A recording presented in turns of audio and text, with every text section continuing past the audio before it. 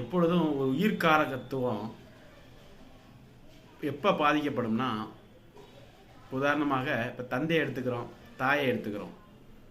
தாய்க்கு அப்படிங்கிறப்ப 4ஆம் இடம் அதனுடைய அதிபதி சந்திரை.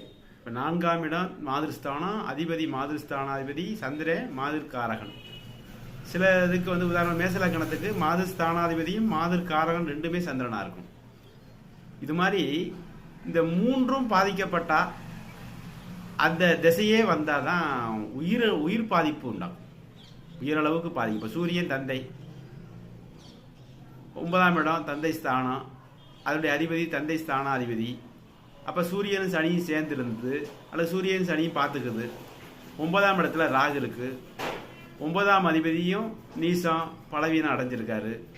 அவருக்கு சூரிய திசையே அந்த சாதகருக்கு வருது அல்லது சனி திசையே வருது, நிச்சயமாக மரணத்தை கொடுக்கும்.